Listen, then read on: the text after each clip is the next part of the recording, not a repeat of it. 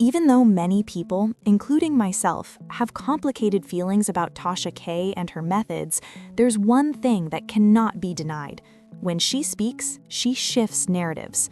And this time, she didn't hint, she didn't tease, and she didn't let the story drip out quietly through anonymous sources or PR-approved statements.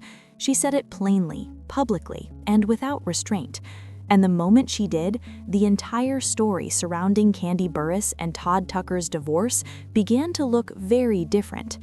Because according to the claims now circulating, this was never just a marriage that fell apart naturally over time. This wasn't simply two people growing apart, clashing personalities, or the pressures of fame taking their toll. What's being alleged instead is something far more uncomfortable, a slow, deliberate unraveling that began long before the wedding day and continued quietly behind closed doors, long after the cameras stopped rolling. If these allegations are even partially true, then this marriage wasn't destroyed by betrayal, it was dismantled by control. At the center of these claims is one name that has followed this relationship from the very beginning: Mama Joyce. From the moment Todd Tucker entered Kandi Burruss's life, he was not welcomed as a future husband. According to the narrative being pushed now, Todd wasn't evaluated through the lens of love or partnership. He was examined as a potential threat, a risk, a man whose intentions were questioned before he ever had the chance to prove them. The label placed on him early, opportunist, gold digger, calculated, became the foundation upon which every interaction was later judged. And once that label stuck, no amount of effort, loyalty, or time seemed capable of removing it. Sources aligned with this commentary claim that Mama Joyce never believed Todd's intentions were pure, not even when cameras were rolling and the family appeared united for public consumption. Behind closed doors, according to repeated allegations, the belief was unwavering. Todd was not there for Kandi the woman, but Kandi the empire.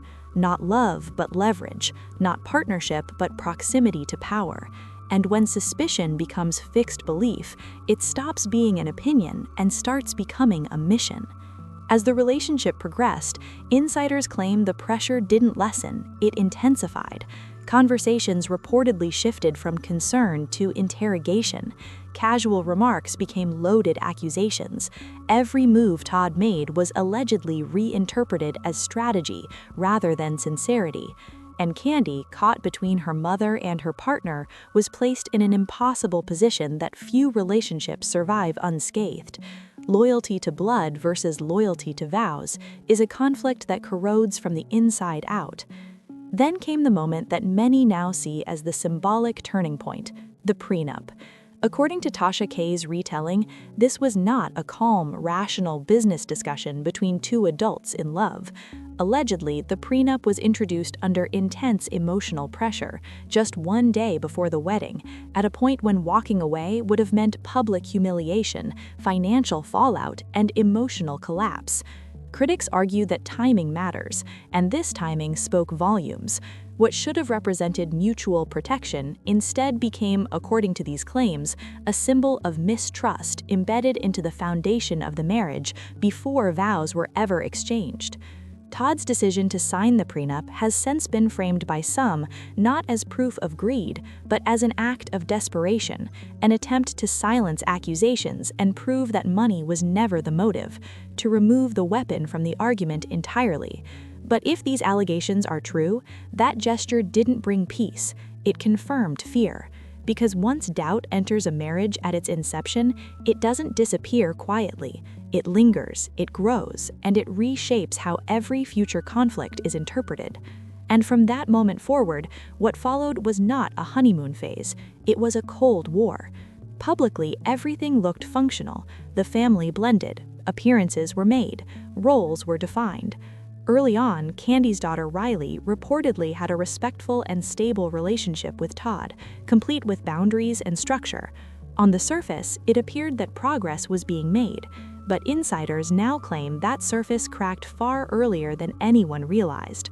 Allegedly, conversations began taking place that weren't designed to heal, but to influence. Doubts were planted slowly and carefully, shaped by fear rather than fact.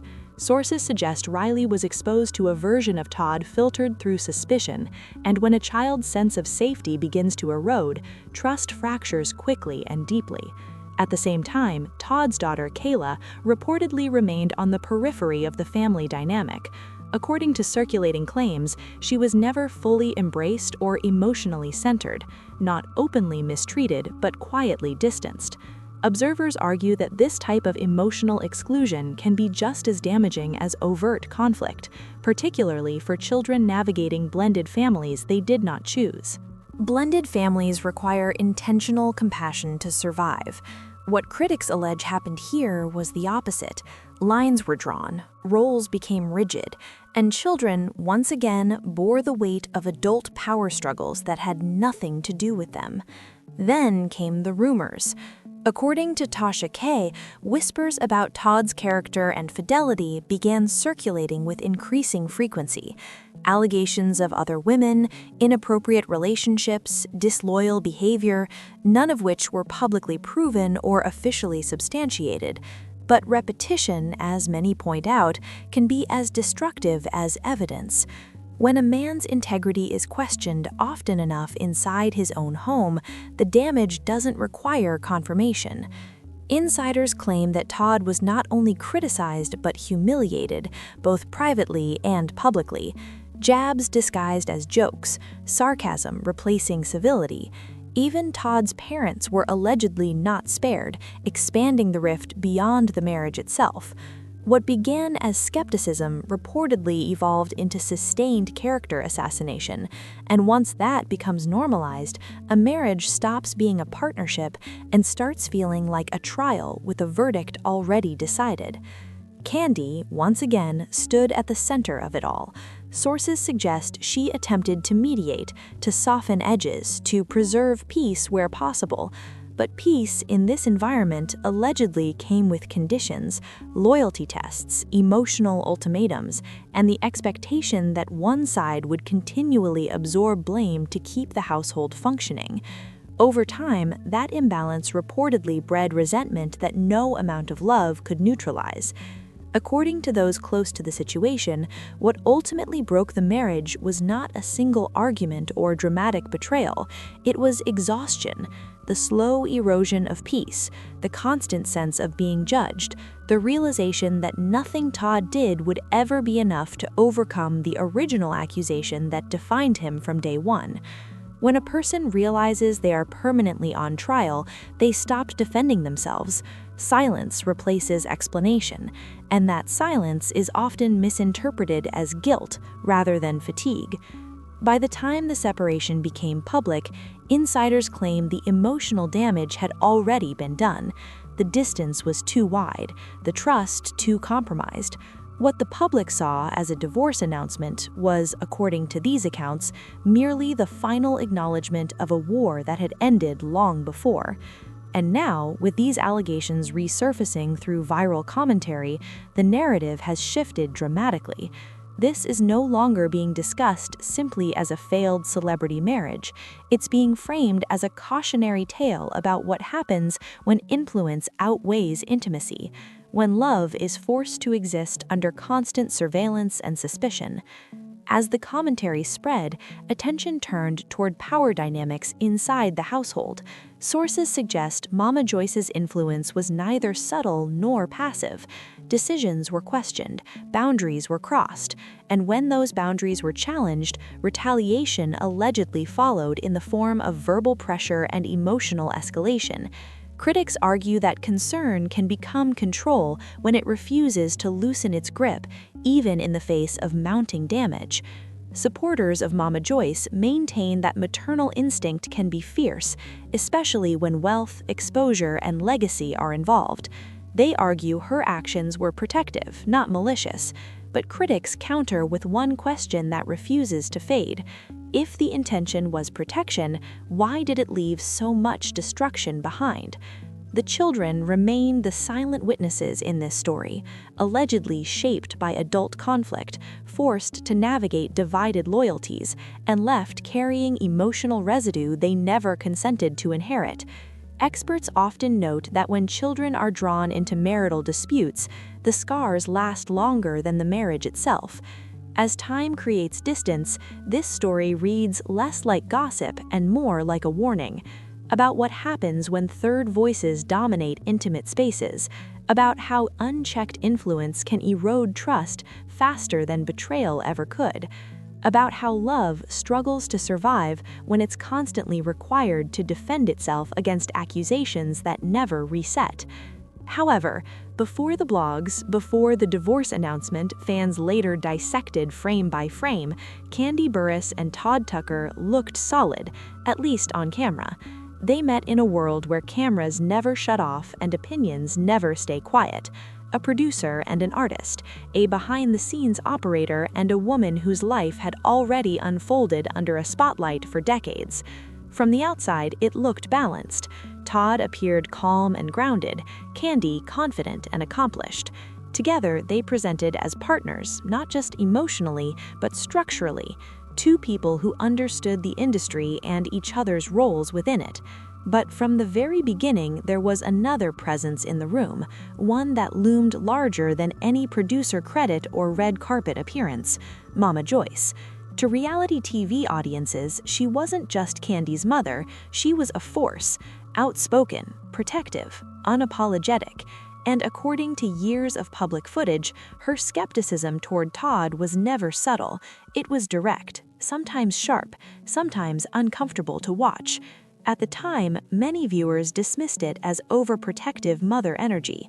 Others saw something deeper, a level of distrust that never softened, no matter how much time passed. Fast forward to more recent commentary, and those old moments suddenly felt heavier. Not because new proof appeared, but because the context changed. According to the narrative now circulating, Todd didn't enter the relationship as a neutral figure. He entered already labeled, not as a husband in progress, but as a question mark. Viewers revisiting old episodes began noticing how early the suspicion appeared, how quickly his motives were challenged, and how often his intentions were framed as transactional rather than emotional. In blended families, especially ones under public scrutiny, first impressions harden fast. Once doubt takes root, every action is reinterpreted. A late night becomes a red flag. Ambition becomes strategy. Silence becomes guilt. And one moment that continues to resurface in this conversation is the prenup. Publicly, prenups are framed as smart, standard, and responsible, and for many couples they are. But here, the timing mattered. One day before the wedding, not months in advance, not quietly negotiated, right before vows. No one claimed it was illegal or wrong. The framing was symbolic. Symbolic of fear, symbolic of mistrust, symbolic of a marriage beginning already under a microscope. Online reaction was split. Some called it practical. Others asked a harder question. What does it do to a relationship when one partner feels like they're starting from suspicion instead of trust? From there, viewers began connecting dots across years of footage. Moments where Todd appeared guarded, scenes where Kandi seemed torn between peace and loyalty, conversations where Mama Joyce's voice carried more weight than anyone else's. No accusations, just patterns. And then the children entered the conversation. Blended families require patience, boundaries, and trust. Online commentary now suggests trust may have been the most fragile element in the room. Todd wasn't just navigating marriage, he was navigating perception. Every move filtered, every silence interpreted, every effort measured against an assumption that never fully disappeared. And in the middle of all of it stood Kandi, balancing love, family, business, and public image at the same time. The marriage didn't start on neutral ground. It started uneven. And when one person constantly has to prove they belong, the countdown doesn't start at divorce, it starts at convince me. As the commentary spread, it didn't feel like a revelation. It felt like confirmation, not of facts, but of a feeling viewers had quietly carried for years. That feeling was simple. This marriage was always under surveillance. The pressure didn't remain emotional, it became structural. Viewers noticed how often Todd's decisions were questioned publicly, how disagreements escalated, how private matters rarely stayed private. There wasn't one breaking point, there was a pattern where influence outweighed intimacy, where external approval mattered more than internal peace. Old clips resurfaced. Moments once brushed off as reality TV drama were reinterpreted as pressure leaking through the screen. One clip spread particularly fast, Todd trying to explain himself while being repeatedly interrupted. At the time, people laughed. Now, many saw something else, a man speaking in a room where the verdict already felt decided. Then the conversation shifted to the children. No accusations of abuse, no crimes alleged, but perception matters. Repeated warnings, repeated doubts, repeated tension can shape how children interpret safety. Once trust erodes in a blended household, it doesn't regenerate easily. Todd's daughter Kayla was often present but peripheral, rarely centered, frequently discussed about rather than with. Some viewers saw normal blending difficulty, others sensed emotional distance, and rumors, even unproven ones, don't function as evidence, they function as atmosphere, and atmosphere changes behavior. According to commentary, Todd eventually stopped defending himself, not out of guilt, but exhaustion. But silence in that environment was interpreted as confirmation. Critics argue that public humiliation became subtle but routine. Side comments, dismissive jokes, casual criticism that accumulated quietly over time. And once again, Kandi remained in the middle. Choose your husband and fracture blood ties. Choose your mother and weaken your marriage. That's not a decision, it's erosion. By the time the divorce became public, many believe the relationship had already collapsed privately. The paperwork didn't end it, it acknowledged it. And then the framing shifted. Not why did they split, but was this marriage ever allowed to stabilize? Interference creates imbalance, and imbalance changes everything. When the divorce became official, the ending felt familiar. Two adults, too much pressure. But according to this reframed narrative, it wasn't sudden, it was exhausted. What changed first wasn't headlines, it was tone. Kandi grew quieter, interviews softened, language became careful. Todd, meanwhile, appeared lighter, not angry, not vengeful, just relieved. The comment sections noticed it immediately. Why does he look like someone who finally stopped holding his breath? Relief after loss suggests the loss wasn't just love, it was strain. As time passed, the story cooled, not because answers were found, but because people realized there weren't clean ones. No smoking gun, no single betrayal, just accumulation. Years of pressure, years of influence, years of unspoken resentment, and then separation. The scandal wasn't the divorce, it was how long it took. Because when a relationship spends more time defending itself than nurturing itself, collapse becomes inevitable. Fans began reframing old moments. What once felt entertaining now felt invasive. Reality TV rewards conflict. Healing doesn't win ratings.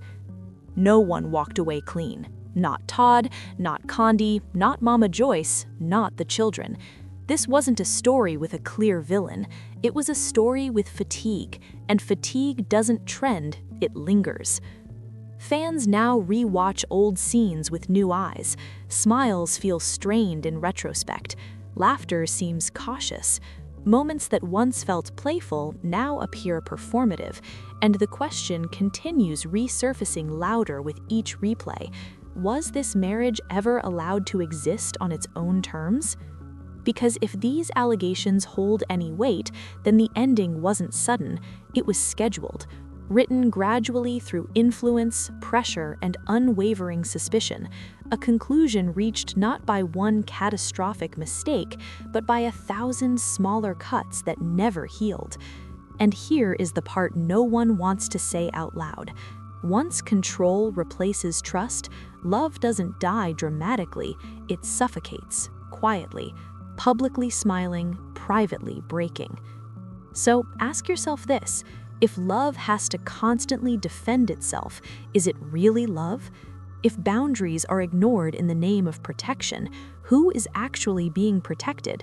And when a marriage collapses under relentless pressure, do we blame the collapse or the weight that caused it? This story isn't finished just because paperwork has been signed.